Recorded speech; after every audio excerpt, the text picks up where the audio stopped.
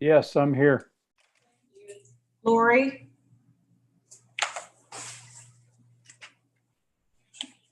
Susan? Okay. Okay, Cody, please let us know when Susan and Lori join, if they join. Yes, I will do that. Thank you. Lori's joining now, actually. Oh, Lori's joining now. Okay. Thank you. Hi, Lori.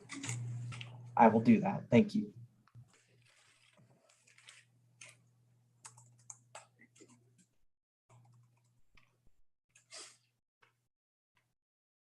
Michael and Susan are with us.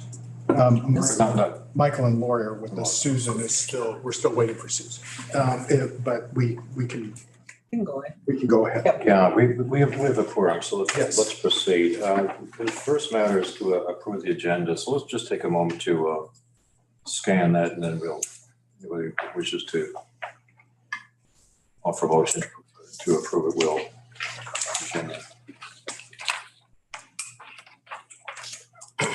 This is Brent Chandlermeyer, move approval of the agenda. Okay, thank you. Second? Michael, second. Okay, it's been moved in the second that we approve the agenda. All in favor, please say aye. Aye. Any opposed? And abstaining? Okay, it's passed. Next, the consent agenda. Yeah, we approve the consent agenda, which includes the minutes and the expense report. So let's take a moment to review that, and then we proceed with the vote.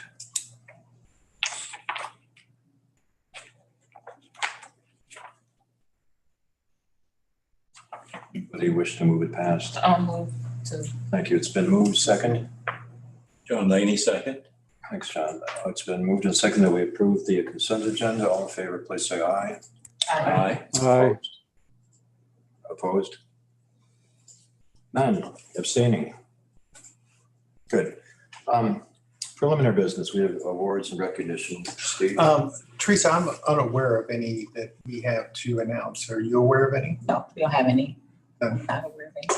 We're underachieving this month. No, we're not.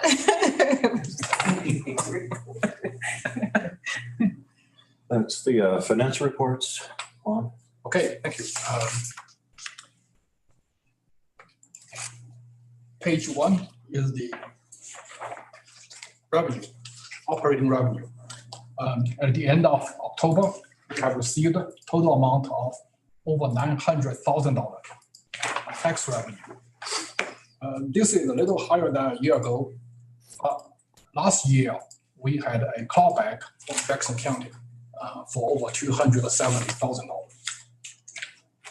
The total amount of operating revenue is close to $1.3 million.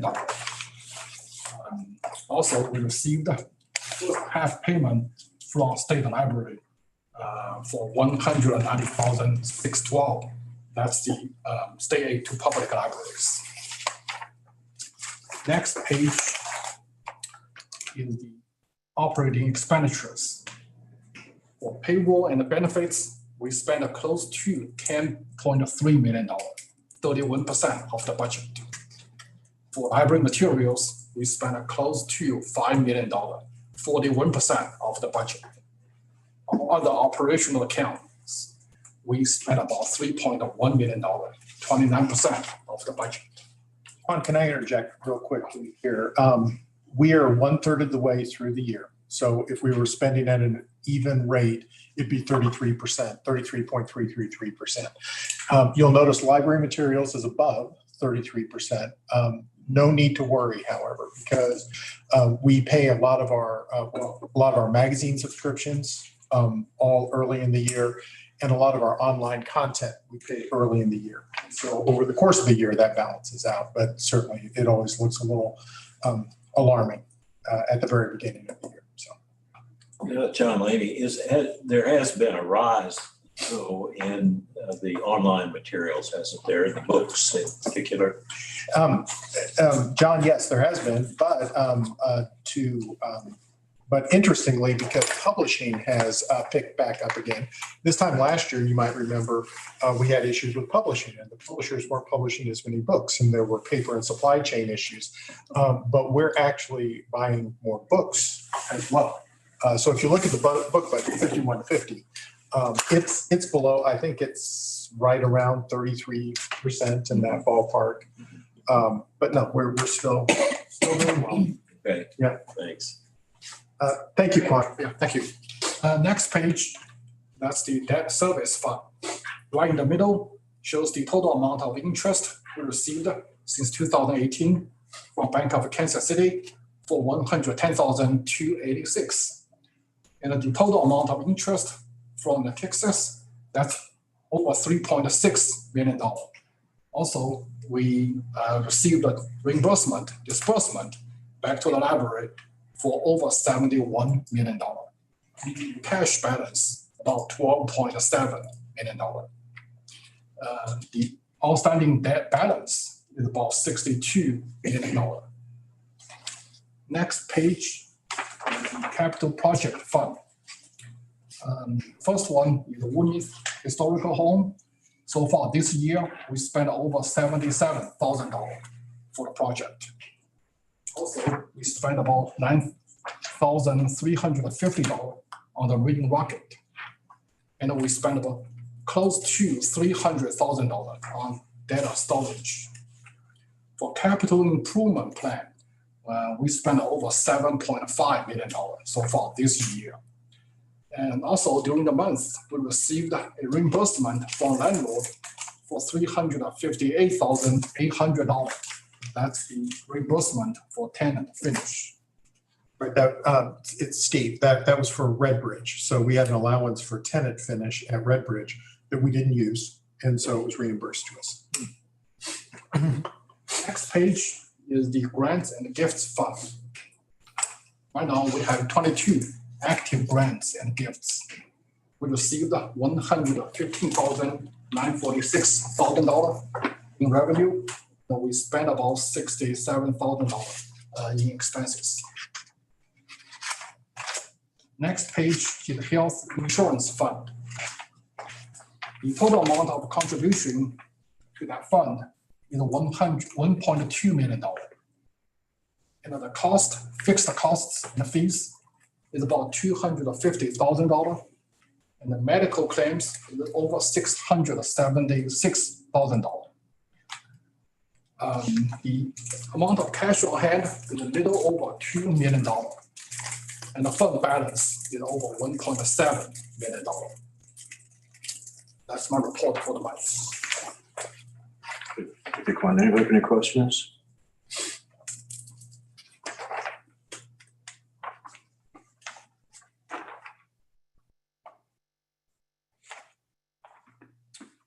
Okay, thank you, Quan. Now into our business, started with the Finance and Audit Committee. John?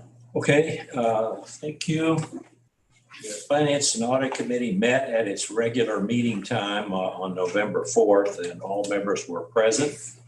Our agenda included the information item, an action item, and closed session discussion in accordance with the Sunshine Law.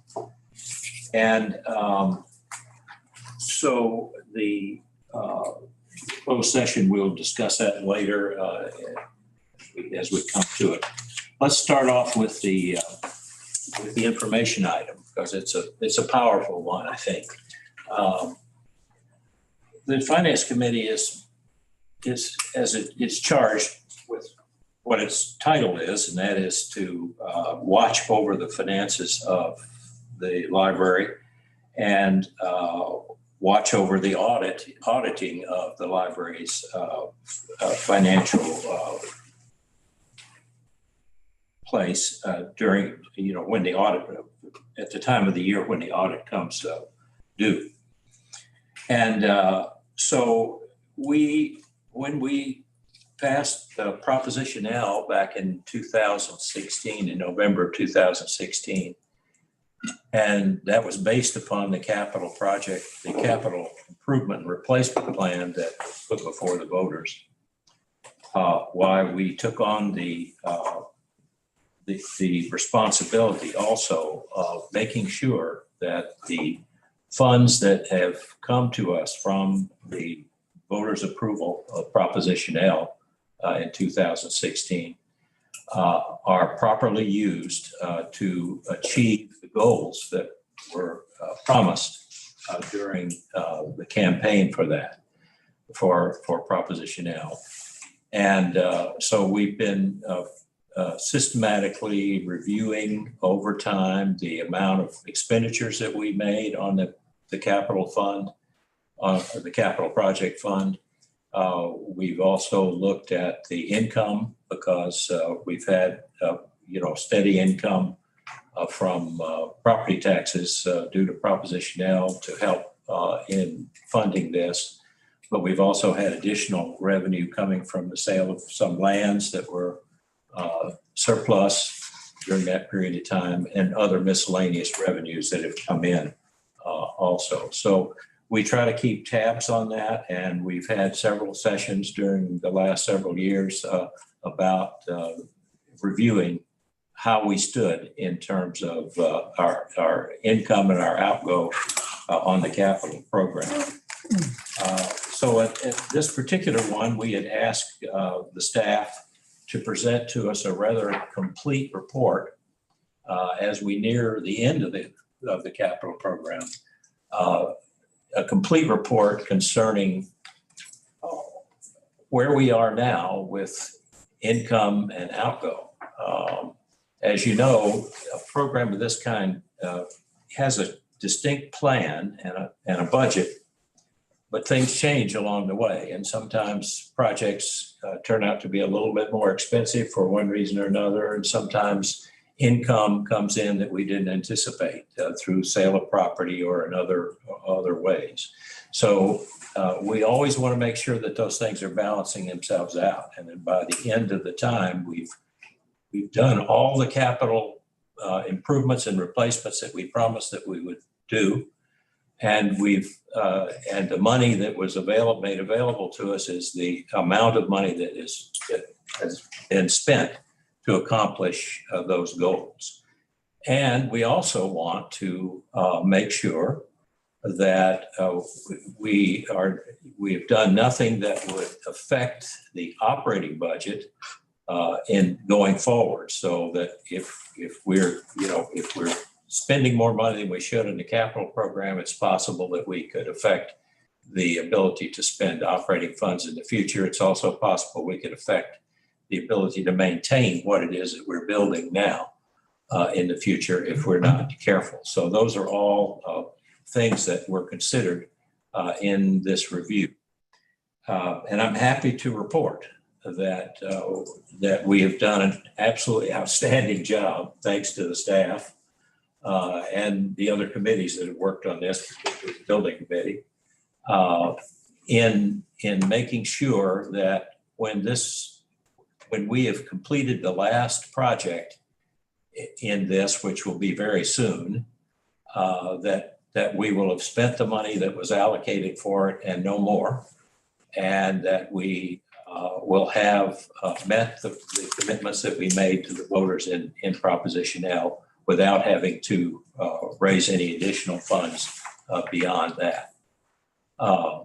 So Steve did an excellent job of responding to our request and presented a very comprehensive report, very detailed report. We had significant discussion about it, lots of questions, lots of discussion, and we concluded that we had a favorable report to make to the board. But we also concluded that it would be good if the board had an opportunity to see at least a condensed version of what was presented to us.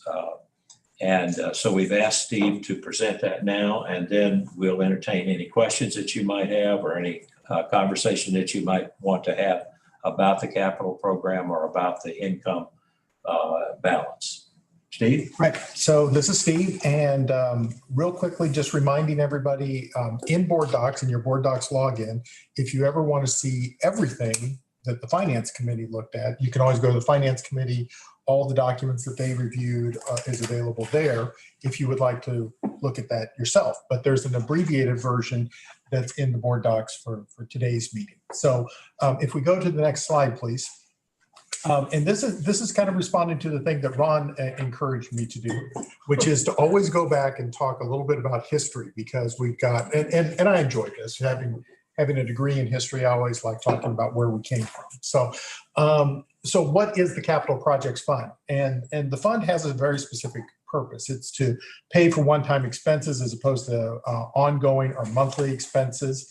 You might actually almost think of it like a savings account, like you think of your own personal savings account, where you don't want to pay your gas bill out of your savings account, but you might want to pay to re-roof your house or a one-time expense. And that's kind of what the Capital Project Fund is for.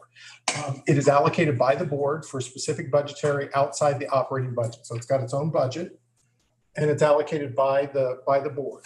So staff can't spend money from that without board authorization. Although it is frequently thought of as a building fund, it can be used for other one-time expenses and has been. So for example, when we changed our online computer system here at the library back in 2003 and 2004, we used funds from the Capital Projects Fund to fund that.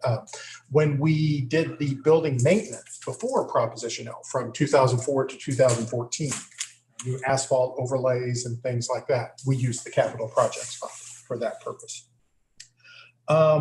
So that little bit of an example of how the project has been used. And so where does the money come from? Where does it come from to help fund this? It's mostly from an annual direction from the board. And we're actually going to talk about that tonight. There's an opportunity to do a transfer tonight in the way that I'm referring to. Sometimes the transfers are planned. So we look at the budget and there's a plan to move a certain amount of money into the Capital Projects Fund. And sometimes, but actually not sometimes, most years, there's actually a transfer of revenues over expenses after the final audited statements come out. So in September, we had our audit. The auditors told us that there was a certain, if you look at all the accounts and add them all up, because we didn't spend all the accounts to the end, there's a little bit of money left over. And that's where really the most regular source of revenue comes from. There's also interest income. Quan talked a little bit about interest income from Natixis and things like that. That's the interest income that helps to fund this. Sale of large assets like buildings and land, as John mentioned, that is a source that comes in, although not a regular source. The proceeds from the certificates of participation bond are sort of managed within the Capital Projects Fund.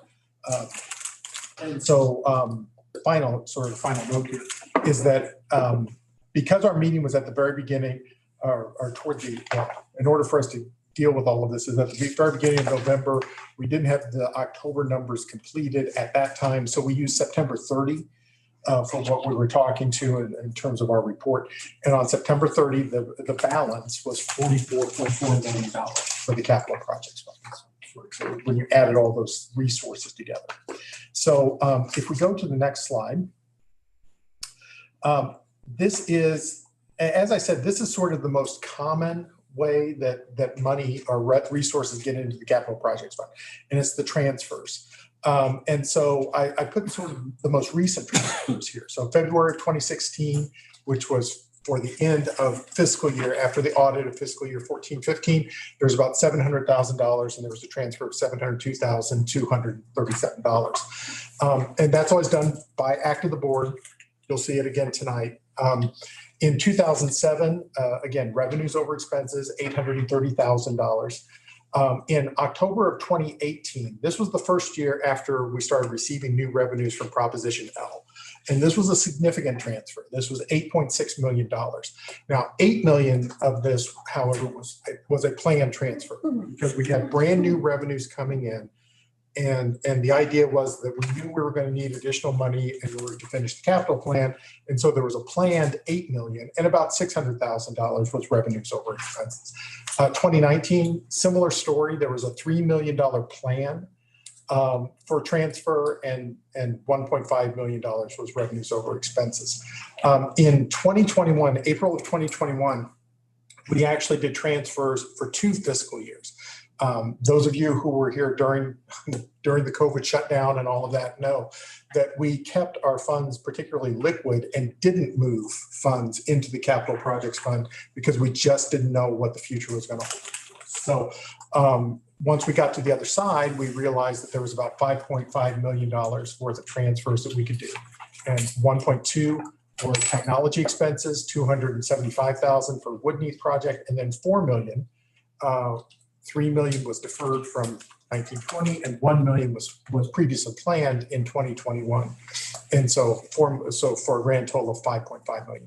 And then after we finish the presentation, the next item that John's going to report on is a transfer that staff is recommending following the audited financials. There was a revenues over expenses reported at $1,035,000. And if it is the pleasure of the board, then that amount will be transferred into the capital projects fund. So that's really the most common way that revenues or resources come into this particular fund.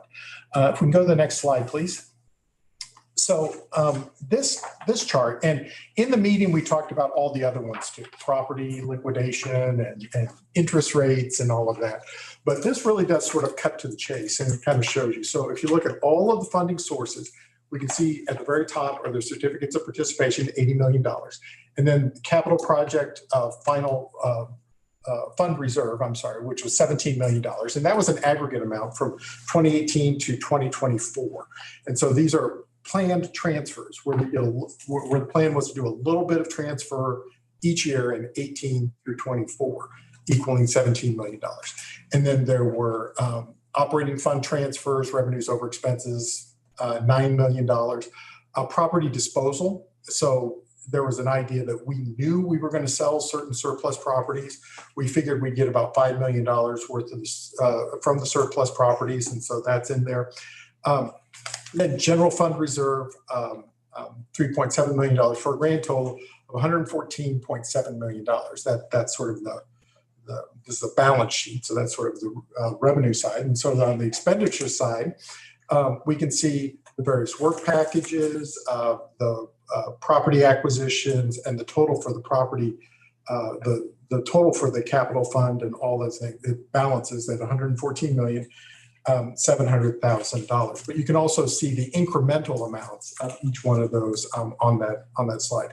The real sort of bottom line, sort of the important bottom line message here is down there at the bottom, that as of September 30, 2021, if you add up all the work left to do on all the work packages for the capital projects or the capital improvement and replacement plan, it is $38.9 million.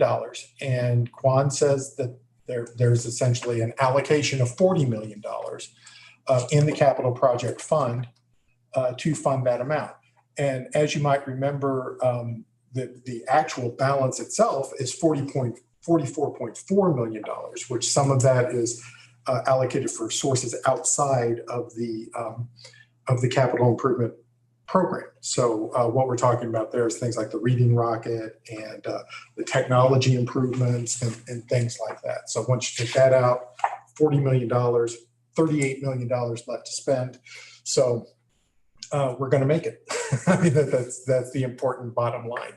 And I think the other thing that's really important, and this was something that I remember the board at the time talked a lot about, and staff was very sensitive to this too, is we didn't want a situation lots of times where you hear about with school districts, for example, where they'll put out a bond and they'll build things and then they get about 2/3 of the way through and then all of a sudden they can't do a certain school or they have to figure out where extra money is going to come for furniture and things like that. We're not in that situation. I didn't want to be in that situation. I felt like we could keep the library out of that situation, and so far we have. In terms of the capital replacement plan, which we'll talk a little bit more about this during the librarian's report,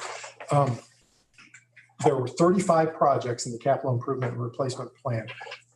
34 are either complete or underway. There's only one project that's still pending right And so we definitely light is at the end of the tunnel, and it looks like we're in very good shape for this. If we go to the next slide is a snapshot of a 25-year financial plan. Now, Quan and I have this tool that we put together at the very beginning of the program that looks out over a 25-year horizon. Now, to be completely honest, once you get beyond 4 or 5 years, you may as well be throwing darts. I mean, because you really don't know what the future is going to hold. But the exercise is still a useful one, where you can kind of look at things and say, okay, if everything sort of behaves as expected, what can we expect to happen? And so on our 25-year plan, and what we're looking at here is sort of the actual of 1920, the estimated for 2021, what we proposed for 21-22, and then a couple of years out. And so you can see what we're projecting in terms of operating revenue. You can see each line there. We've got tax revenue, other revenue, transfer into the capital. So remember, we had those planned transfers that we were talking about. That's where we can see them in terms of the long range plan. We also have the debt service, so we're making sure that we're paying our mortgage. And so that's in there every month. And then you can see how much we have left to spend. And then we've got our 3 big budgetary breakdown that we talk about every year: payroll, library materials, library operations. And we can see we're accounting for that with our total expenditure amount. And then at the end, sort of the last of the green lines there, we've got the percentage of operating budget that's left. Now, according to our plan, we have to have ideally between 42 and 50% should be that number that's on that line, to assure that we have enough money to make it from the end of the end of one fiscal year to when we get new tax revenues in January. You can see in each case, we've got enough cash to manage cash flow without taking out any sort of like revenue anticipation bond or something like that. And then we go down to the next line. It talks about the capital project fund and how we're paying for that, as well as our fund balance. And as I said, Quan and I actually look at this. We only update this one time a year, right before the budget, because it's really the only time to do it. But it kind of gives us an indication of where we're going. And what we have with this is we can see that we're still allocating our budget as we normally do: 60% for personnel, 22% for materials, 18% for operating. That we're, as I said, we're paying for the capital project fund. And the other thing that we start doing in here is we start putting money away to maintain the buildings that we're just building, because that's an important next step too. So, which you really can't see that very well on this. It's really starts happening in earnest after 23, 24. So if we go to the next slide, this really is the summary that we put away all the money that we need to, that we've allocated the funds that we need to finish up the capital plan, as well as accounted for the other funds like the technology upgrades, the reading rocket, things like that. If you look at the long range plan, the 25-year plan that we talked about, starting in 23, that Mid-Continent staff starts suggesting that we start to allocate funds to start a maintenance cycle, which will start in 2028. 2028 is 10 years from when we started the capital plan. And that's when we need, in terms of resources, that's when things would start needing to be replaced. So if you look at the long range plan, we've got spending of about $200,000 from 2024 to 2028, and most of that annually. And most of that $200,000 is to help with maintenance expenses for Smithville, North Independence, Midwest Genealogy Center, and Whitney. Those 4 buildings were actually built before the capital project. So they're going to have maintenance coming due before that. According to our current estimates, and Jake's still working on this to really kind of nail this down, it looks like our maintenance is going to cost about $9.5 million to do an entire maintenance cycle on all 35 of our buildings starting in the future. So we start to allocate, we'll be able to allocate about $9 million between now and 2028. And then we'll start spending about $1 million annually in 2028 to maintain the buildings that we've just built.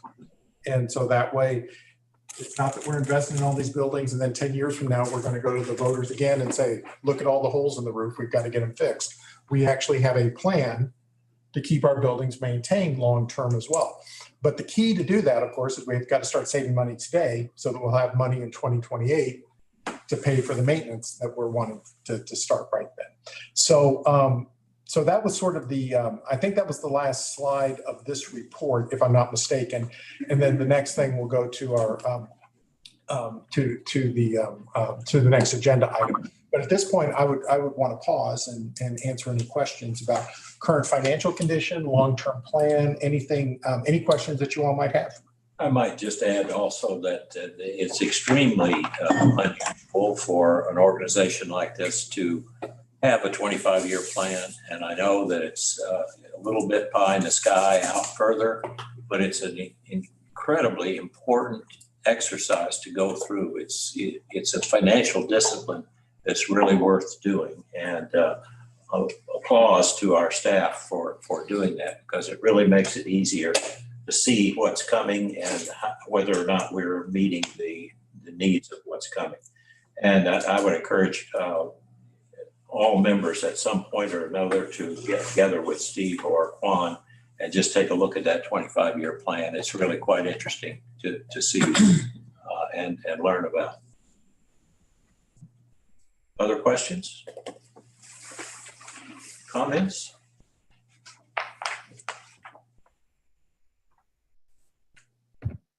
Okay, just a footnote or two before we go on to the action item that we have. And one is that I wanted to emphasize that the money that we borrowed in order to do these projects more quickly. I mean, we could have not borrowed any money and done them pay as you go year by year, and it would have taken us 18 years to do all. How long? It actually took 25 years. 25 years. 25 years. And for me, the difference between 7 and 25 years. No offense. But in any event, it would take us a long time to do that. But the decision was made that we were going to borrow the money and we're going to do the projects now. And so we borrowed it at the best possible rates that we could. But also because we're a public entity, we have the ability to invest the interest that we earn off this property up to a certain amount. The Internal Revenue Service makes sure we don't overuse this process, and we even had to hire an auditor to make sure that we didn't accidentally overuse this process, but we used it right up to the limit of what the IRS would allow us to do. And the result of that is that the money that we borrowed, we invested it immediately as soon as it was made available to us. And we've earned, it's $3.4 million in interest on that money during this period of time, tax-free and with the approval of the Internal Revenue Service. So right, that's Steve. That's a process known as arbitrage. If you fail that, where you make more money than what you borrow, and in fact, Quan, if I'm not mistaken, didn't we just get the email from the lady who's going to run the arbitrage audit? Just I think last week. So we're right on top of that to make sure that we don't run afoul of that. But the original projection was 1.5, that we'd make $1.5 million in interest income. And as Quan said, we've made over $3 million in interest income. And that was all added to the money available to complete these projects that we've started. One other thing in that is Woodneath, the antebellum historic home at Woodneath. When we decided to do that project, we decided that it would not be done with public money, that it would be done with money raised outside of our own sources of money. And so we have raised a total of somewhere, don't hold me to this exactly, but it's around the $3.8 million range that has been raised to complete the work on the house at Woodneath. And so we greatly appreciate the work that's been done by our staff to raise that money, but we also appreciate the large numbers of people, many of whom are fairly new to philanthropy in the Northland, that have made funds available to make this happen. And we appreciate that very greatly. And I think we need to keep in mind that we met that promise that we were not going to use public money to complete that building. And one other thing before we move on is that we do have to think about the repayment of this debt, and the repayment, of course, is scheduled over time, and our 25-year plan and the report that Steve has just given us shows that we're capable of making those payments without deleting or reducing our operating services or any of the things that the library is proud of and wants to continue to do. But we have a time, I think the time is the fiscal year 27, 28. In 2027. 27, 28? Yeah, in calendar March 2027. Okay. That's the date we can pay it off. We can pay off some of that debt at a more rapid rate. And I think there's been, after that, there's been interest shown in the past on the board, and I hope that continues in trying to do that as best we can. And so the Finance Committee, for one, will be working toward that and discussing that and trying to make sure that we are in a condition where we might be able to start some early repayment at the time when the contract allows us to do that. Now, our finance director was quick to advise us that if you want to do that starting in that year, you got better start saving now. So we're going to look at that. We'll look at that, and you'll have a report back from the Finance Committee at some point in the remainder of this fiscal year about what it might take beginning in next fiscal year to begin to put aside some money, some extra money that would allow us to cut that debt a little bit short. And we hope that we'll be able to do that, but you'll hear more about that at a later time. Okay, let's move on to the action item. I think it's been teed up pretty well by Steve in the sense that this is the time of year when we always look at this. We look at the amount of money. We have a mismatch, really. We budget on one schedule and we receive the money at another. And so it causes some sort of odd financial behavior sometimes in order to do that. But at this time of year, we always look at how much basically we have in surplus primarily because of very conservative budgeting, in the sense that we don't know exactly how much money we're going to be receiving. So we budget very conservatively, therefore. And by this time of year, we're beginning to know what that's going to be. So in this case, it's a transfer of $1,035,000 from the unassigned fund balance to the operating fund, from the balance in the operating fund to the capital projects fund.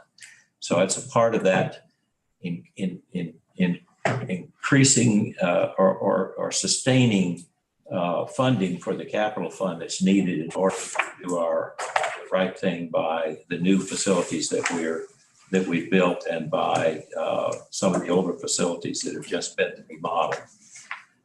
So the Finance Committee reviewed this and is happy to recommend to the board that we approve of this transfer of the amount shown to the capital projects fund. That's a motion and doesn't require a second. All right. Rick Chandler, I second. That doesn't require. Doesn't require. Okay. That's okay. That's okay. That's okay. It's been moved with the Finance Committee that we make the transfer from the operating fund to the capital project fund as set forth on the screens. All in favor, please say aye. Aye. Any opposed? Abstaining? Thank you. Here's one more. Yeah, we have one more, which is this is the kind of. I'm sorry. I'm sorry, just I couldn't hear John and I'm sorry, I couldn't hear Lori and Oh, do you want a roll call, Lori and Mike? that's fine. Okay, go I ahead. think they were trying to, okay, we'll just go to the I roll. probably went too fast. but- That's okay, you're fine. Michael, Yes, aye. okay, Lori,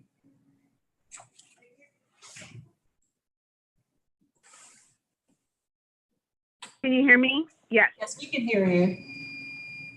thank you. I was wanting to know what your vote is on that motion, Lori. My vote was yes. Thank you. I got everyone. Thanks, Teresa. Okay, the last item then is a closed session, and I don't know whether we want Well, to. no, the broker's actually open session. We can manage that in Oh, open session. okay, all right, okay. Well, then,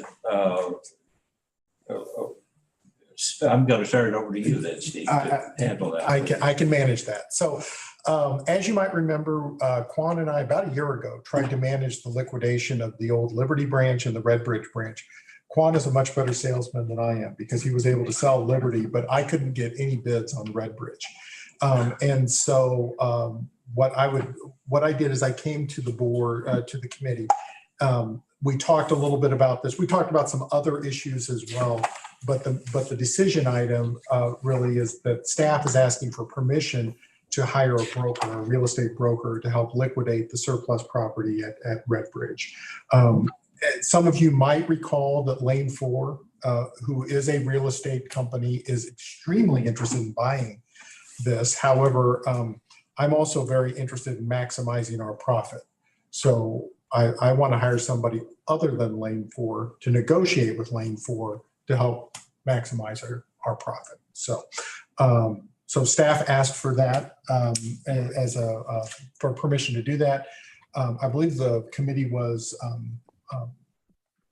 favorable Yes, to that notion, yes. but we wanted to get permission from the full board. Right. Can I ask a question? Mm-hmm. Sure. My question is, so when you get the broker, will you just, get 3 or 4 to choose from before you select one? Yeah, typically, I mean, although typically it's professional services and we don't have to, the way I tend to like to do things is select from 2 or 3 companies. And particularly with real estate companies like this, I'll look for companies that of course do listings in South Kansas City, familiar with the real estate and all of that. Probably Block, Red, Kessinger, Hunter. Some commercial brokers that are familiar with this. Yes. Other than Lane 4. Other than Yeah, Lane 4. exactly. That's what that would be a total conflict. Right. conflict. Right. Yeah. That's usually my process.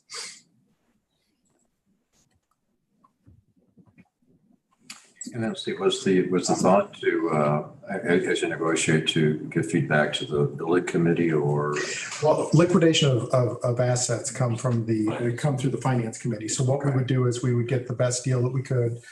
I probably ask for something like a 45-day hold on the bid, so I could bring it to the finance committee. And then if we have a tight calendar, then we would do one of those polls of the board like we've done in the past. So that would be the plan. But yes, you are not authorizing me to sell the property. You're only authorizing us to hire a. So Lori had a question. Lori may be asking something. Lori?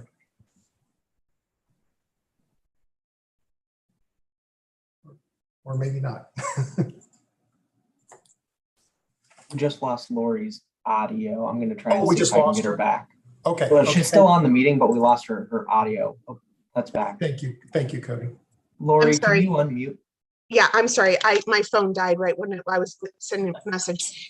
I wanted to ask a question about the broker that you're going to hire. So if Lane 4 is already a broker, my concern is just from like, if you hired another broker, they're going to lock you into you have to use us for the next 30 days. And then after 30 days, then, they may get a cut of it. So I just wondered if you could do we have any way, sometimes they put out bids, hey, we're taking bids on this property. Do we have anything that's set up like that, or is the only way to have a broker sell it for us? No, we do not have to use a broker. The last time we did sealed bids, no one bid. And so I'm not sure why no one bid, but no one bid. And so I just didn't want to go through that process again.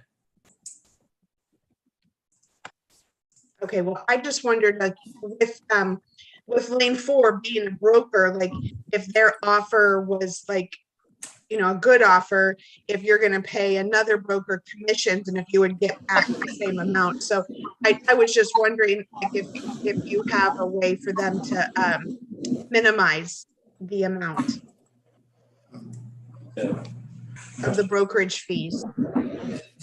Brent Schoenmeyer, I'm going to provide a response. The reason we wouldn't use Lane 4 is that they own the shopping center in which our building is and we're paying rent from.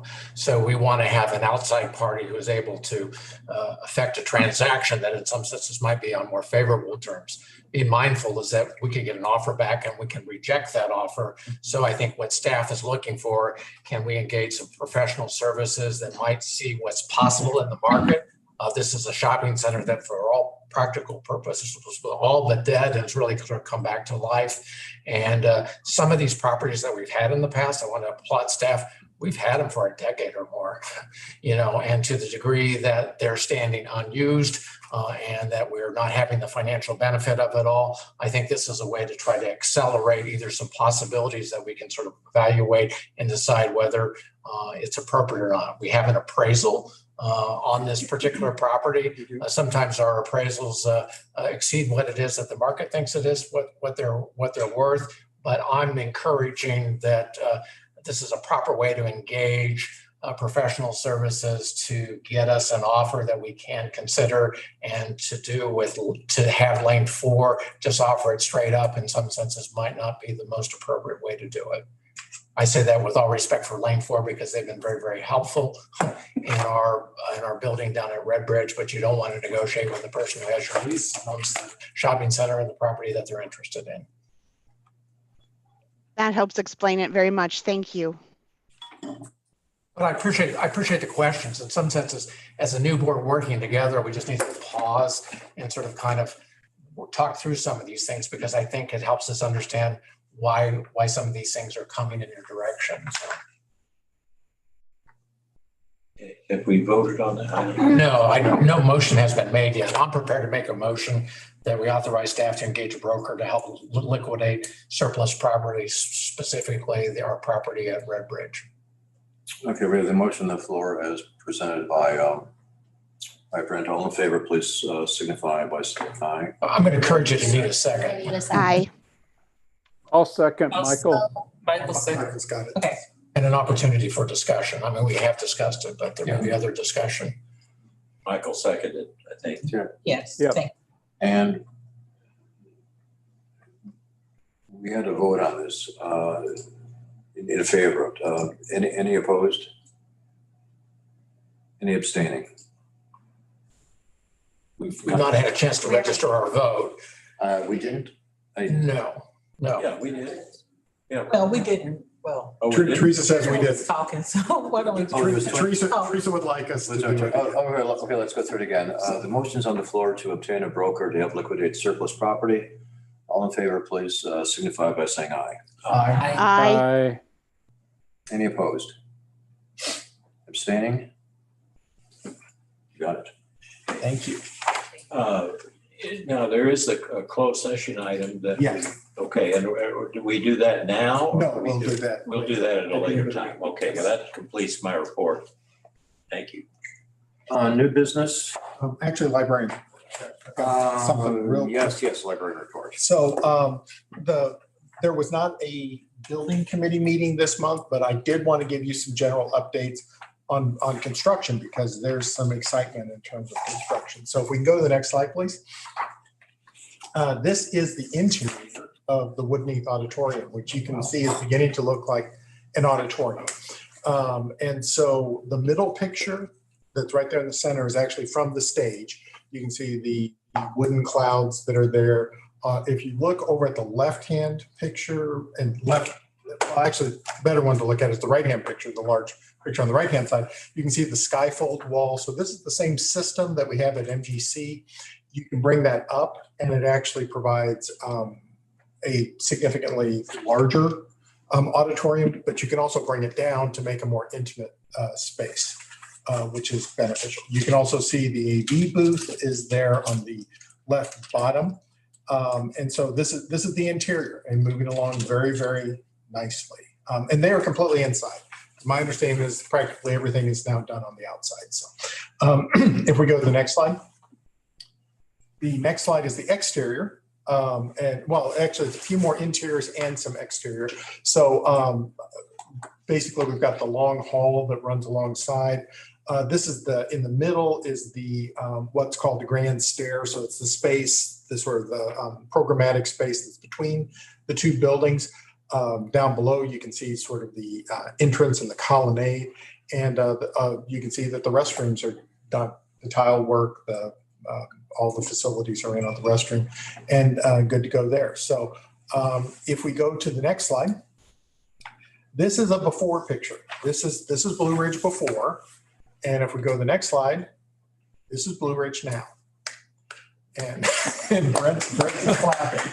Nice. Makes my heart happy. Yeah. Yeah, that's great. Blue Ridge is opening at the end of the month and looks much, much different from the way that it looked before, including new windows, new parking lot. You can see this switchback ramp was built, which allows access to the sidewalk down on Blue Ridge Boulevard.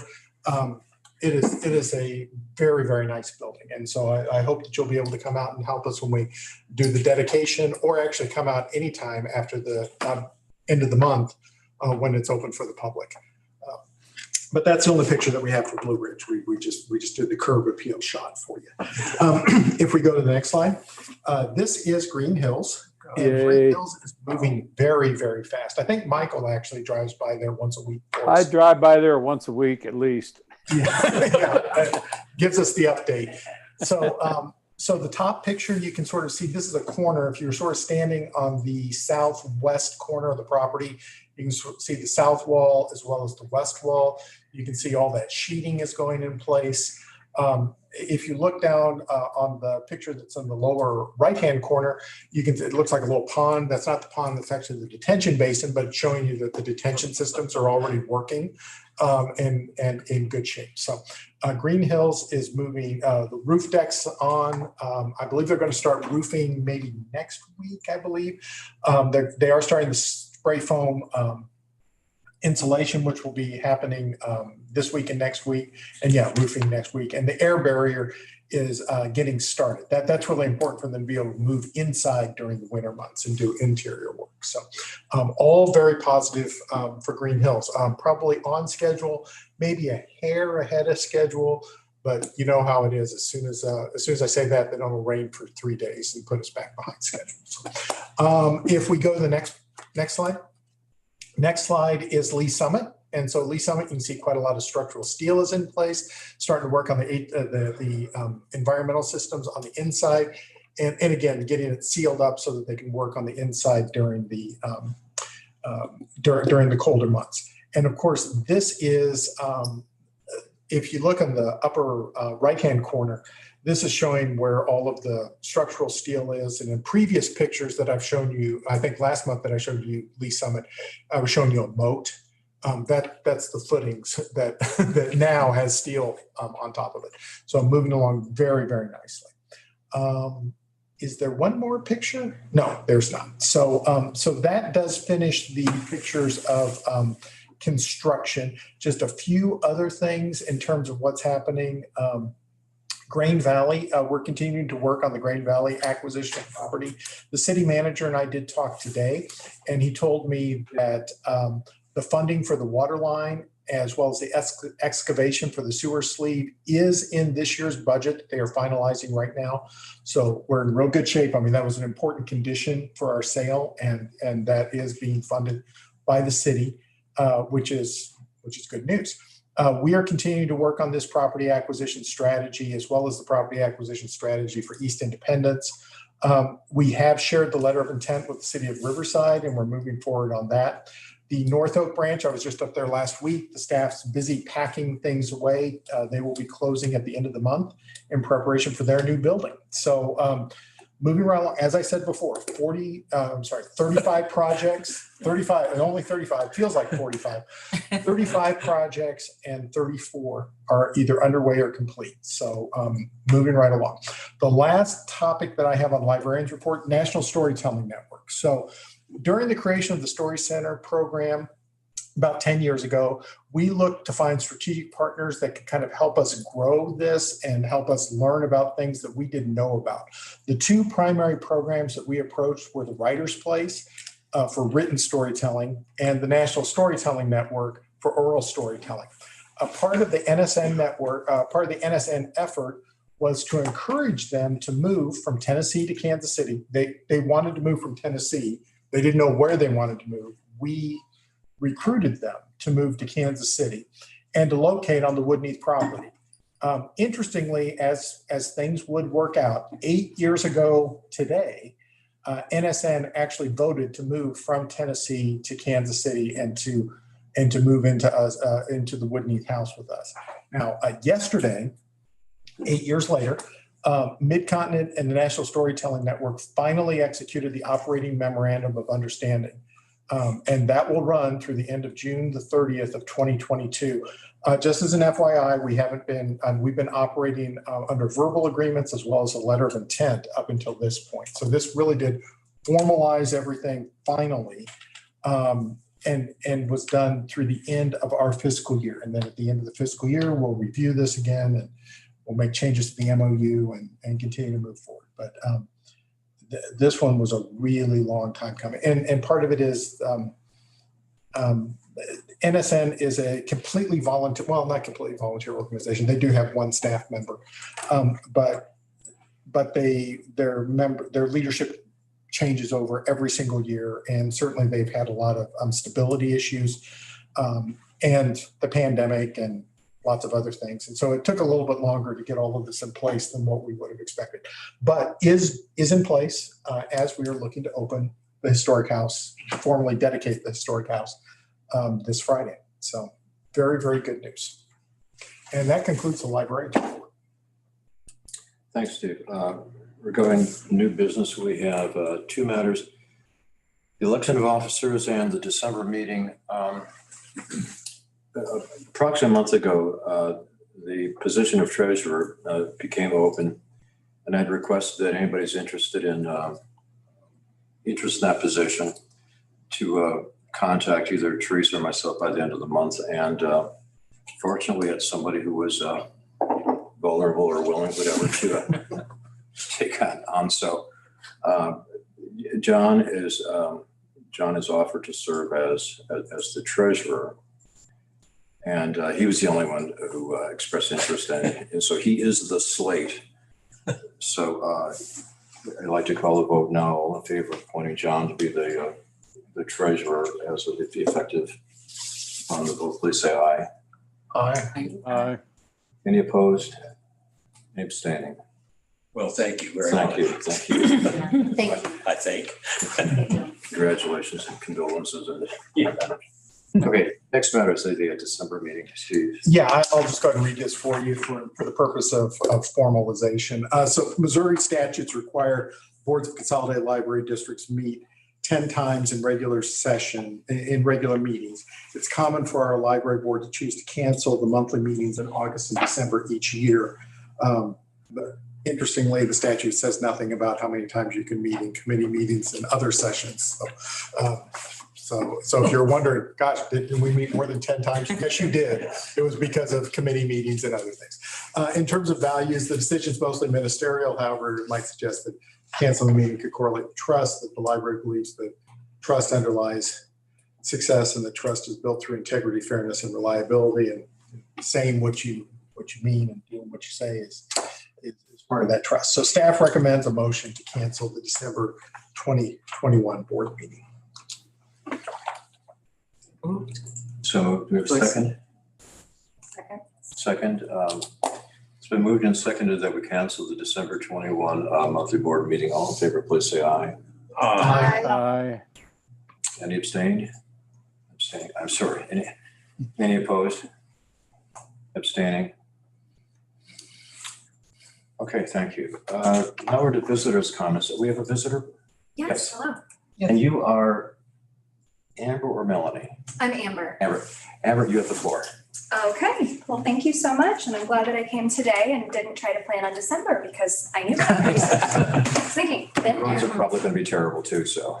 I don't want to get in the middle of everything. Okay, I used to be a teacher and it's still awkward, so I'm just going to stand slightly off to the side. But hello to everybody. My name is Amber Summers and I'm a taxpayer from Clay County. I wanted to address a few of the more recent comments made by board members, particularly from Clay and Platte counties, and offer some information for board members who may not know regarding some of the controversial remarks that were made at the last meeting. In that case, the Missouri Public Library Trustee Manual states that a trustee must, quote, know the community, its many groups and elements represent the entire community's interests, end quote.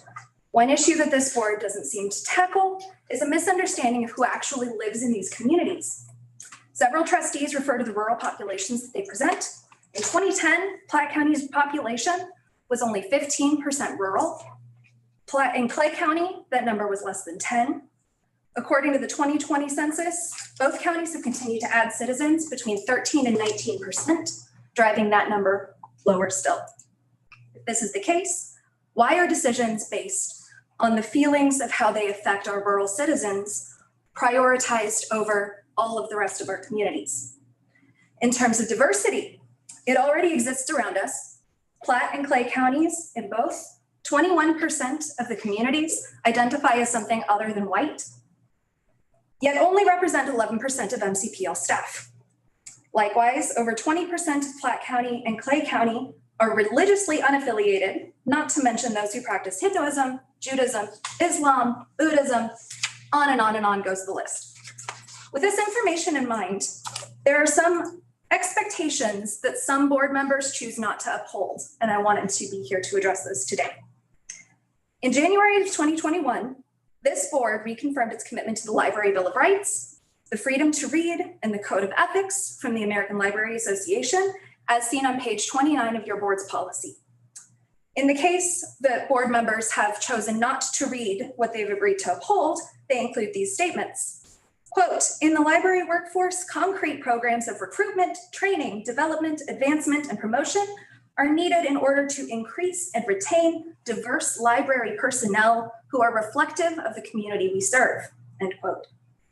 Quote, a diverse workforce is essential to the provision of competent library services. A concentrated effort must be undertaken to recruit and retain diverse personnel at every level of the library workforce. The MCPL board policy also states that trustees shall emphasize, quote, encouraging diversity in points of view and a commitment to inclusion across race, gender, age, religion, identity, and experience, end quote. Last board meeting, Ms. Weiss stated that, quote, diversity for the sake of diversity is unconstitutional, end quote. This is false, as well as at odds with the board's own policy. Quote, the library's commitment to cultural diversity may be taken into account in all job recruitment. How can one serve for so long, but not know that that is one of the requirements that you agree? Further, the behavior of board members towards Ms. Gloria Hicks and her partners in presenting at this board meeting were appalling. During the last board meeting, Ms. Bandolfi stated that the DEI audit was pushing for, quote, equality of outcome rather than opportunity, even going so far as to imply that the library aims to give away jobs for a quota rather than employing qualified individuals. She said, quote, we don't want to say, okay, I'm just going to give you the job. Oh, you're a woman, you're Hispanic, you're Black. Okay, then we want to elevate you because you're too stupid, end quote. This statement exemplifies a belief that a fifth of Platte County isn't eligible for library work on their own merit and would need to be given the job. Precisely the attitude the DEI audit was meant to point out. This may explain discomfort with the process. Had the board researched the global diversity, equality, and inclusion benchmarks that were mentioned by Gloria Hicks and her team, they would see that the international group explains that equity, quote, does not mean that everyone is the same or receives the same benefit, end quote, but instead means that everyone has equality of opportunity, precisely what Ms. Pandolfi claims to want.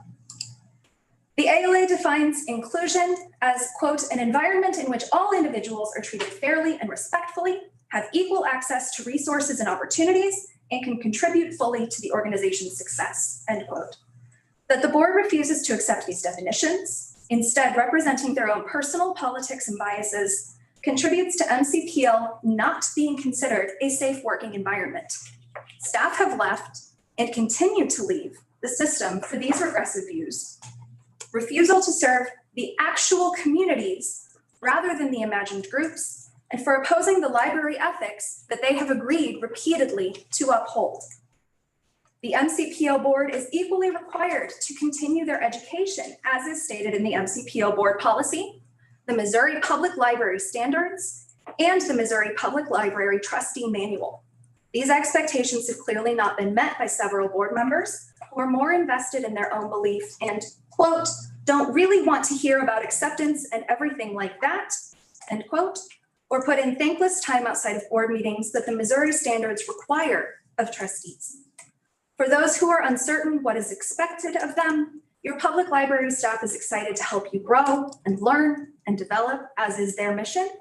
These resources are yours to explore, just as they are for all community members, and the library system, we hope, will continue its DEI efforts. I hope that board members will choose to work for the benefit of the system and all members of their community rather than their own ends as the community is watching. Thank you so much for your time. Okay, thank you. If you have material that you care to drop off or the text of your speech is still going to be Teresa. Absolutely. You couldn't incorporate in part of the minutes. Absolutely, my pleasure. Okay, good. Thank you. Thank you. I can do that. It's up to you. Are we going to close session now? We can, if there's a vote to do so. And this was actually something that came from the finance. Okay, yeah, I would move that we go into closed session to talk about a matter of legal. Legal actions, cause of action, litigation involving a public governmental body and any privileged communication between the governmental body and its representatives and attorneys. What he said. Need a second? Michelle, second. It's been moved by John as set forth on the screen. Second. Yeah, Joyce Lee. Michelle. Yeah. Whoever. Okay. Whoever. Okay, any discussion? Okay, all in favor, please signify by saying aye. Aye. Aye. Opposed? Abstaining? Thank you so much. Here, I'll take that. Okay.